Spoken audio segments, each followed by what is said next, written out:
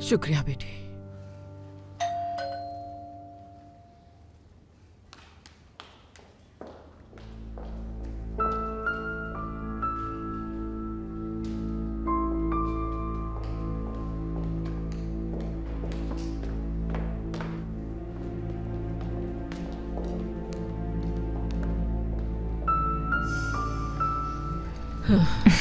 चलो ये भी ठीक है जानान, कम से कम तुम तो नॉर्मल हो।